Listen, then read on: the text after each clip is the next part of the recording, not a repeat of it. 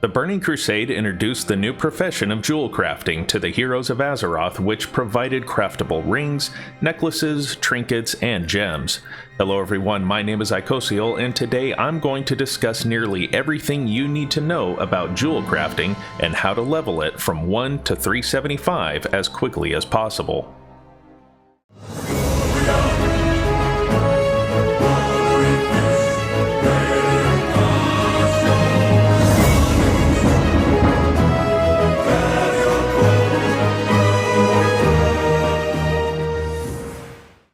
Many rare and epic items found during this expansion contain gem sockets, which allows some highly customizable options for the gear you obtain. This creates the potential for jewelcrafting to have a consistent demand on the market as the servers progress through the expansion. The contents of this guide will cover the following topics. Before you can do anything with jewelcrafting, you must first train in the profession. To learn your apprenticeship level proficiency, the Alliance will find their one and only trainer, Fairy, who is found here in the Exodar. The Horde have two apprentice trainers, which are Kalindra, who is found here in Silvermoon City, and Elenia, who is found just outside the city in Eversong Woods. Once you make it to Outland, you will have a few more options to train in Master Proficiency Jewelcrafting with Tatiana at Honor Hold and Kaelin in Thrallmar. In Netherstorm at the Stormspire, you can also find Jostalad, who is of a neutral faction, to continue your training. When you learn jewelcrafting, you will also learn a new skill to go with it called prospecting. This is how you will obtain most of the gems you need to increase your skill level. To extract gems from the ore you obtain, you simply click on a stack of at least 5 raw ores such as copper or thorium to obtain a gem of the ore's level. Remember that you can only prospect from common ore, so uncommon ores such as silver, gold, true silver, and eternium you will not be able to prospect from. All ore that you use for prospecting will be consumed and reverted to dust, which is still usable in many recipes. To reduce your cost, you will want to choose mining as your second primary profession. For more information on mining in the Old World, which includes the best areas to farm for the Old World nodes, you can check out my classic mining guide, as the information in there is still relevant in the Burning Crusade. Once you reach the Outlands though, you'll want to farm for Felsteel, Adamantium, and Eternium in these areas. Felsteel routes are marked in green, while Adamantium routes are in blue.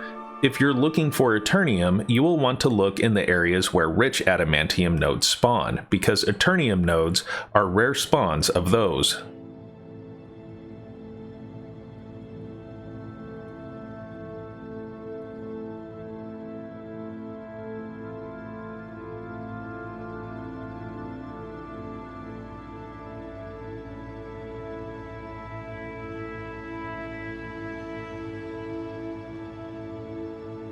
To level your jewelcrafting from 1 to 300, you're going to need roughly this much of the following materials.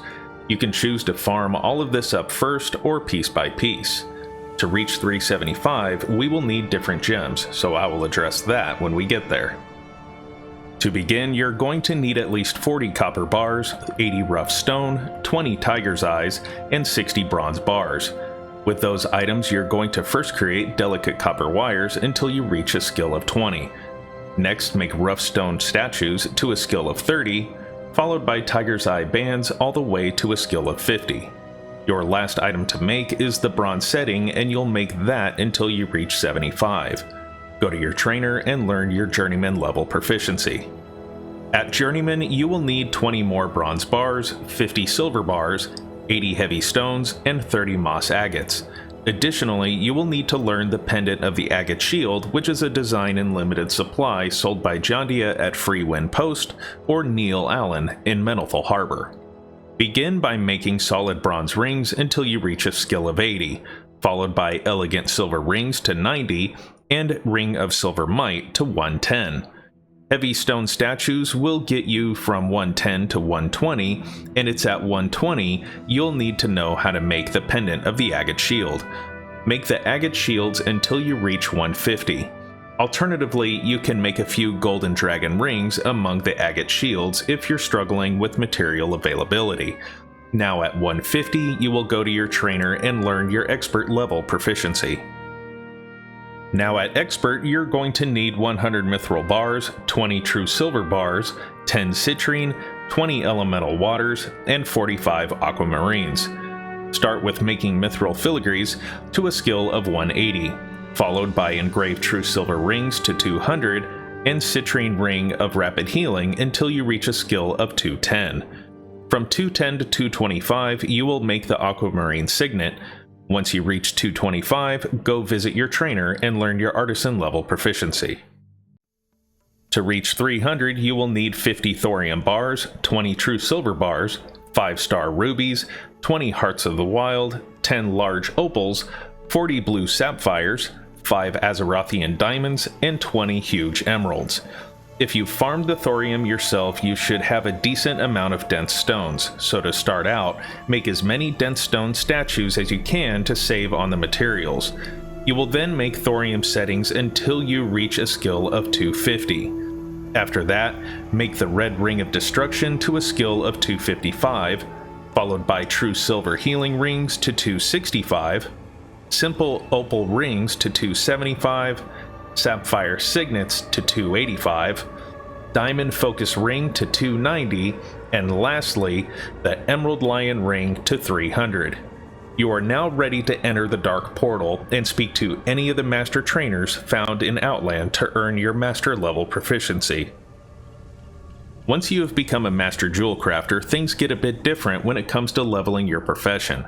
That's because many different gems share the same skill up, so instead of me rattling off every single item for every 5 to 10 skill ups, I will just break it down for you to see for yourself. From 300 to 310, you will need to learn these designs, which are purchased from your master level trainer and these specific vendors. It doesn't matter what order you craft any of these items, but I would suggest you don't cut any blood garnets, deep peridots, or azure moonstones, as you will need those for the very near future.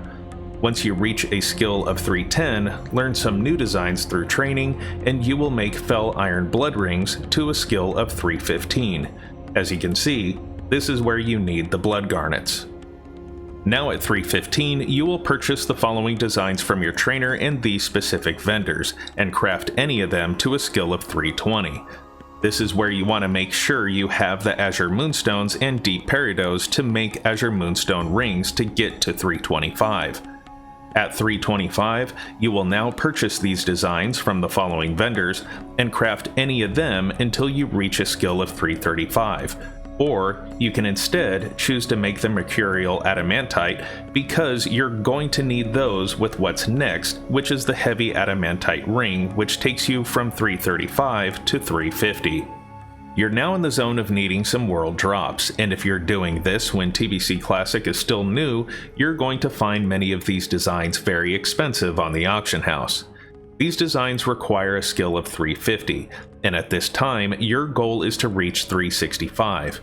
Anywhere from 20 to 25 gems of any design you have will get you to that number. Some alternative designs that can help you reach 365 are the thick fell steel necklace or living ruby pendant, which can also be purchased from the auction house if available. Of those two, I would choose to make the thick fell steel necklace, as the materials are not too bad to obtain, and this design can easily get you to a skill of 370. In fact, if you're a solo player, I would choose to go that route when reaching a skill of 360. Once you reach 365, you're on your last leg, and there's a couple options. If you're in an active raiding guild, you will likely have alchemists in your guild who will be transmuting diamonds for you to use daily. You will also likely have many of your faction reputations at Revered, so if you're in this group, you can just purchase the meta gem diamond designs and reach 375 as you craft them for yourself and your guildmates. Now, if you're a solo player, I would suggest you reach 370 by either continuing to create the thick fell steel necklace as I stated earlier, or purchase any world drop design that requires a skill of 365, but that won't be cheap. Try to get the Embrace of the Dawn design if you choose this route, as it's likely your best choice. From 370 to 375, there's 3 items to choose from. The best recipe to get in terms of material cost is probably the Felsteel Boar figurine, which requires revered reputation with the lower city. Your second best would be the Talisite Owl figurine, which requires revered with the Shatar, and lastly, the Dawnstone Crab figurine, which requires revered with Honor Hold or Thrallmar. Purchase any of those three, farm or purchase the materials, and you'll have finally reached your max jewel crafting skill of 375. Now that you've maxed out your jewel crafting, we're going to talk about where you get most of your higher level designs.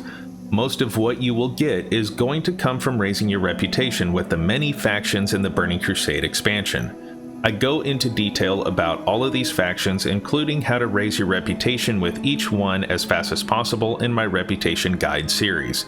Click on the card above or any of the links provided in the description below for those videos. Factions you're going to want to focus on for more designs are the Consortium, the Keepers of Time, Cenarian Expedition, Lower City, and either Honor Hold or Thrallmar.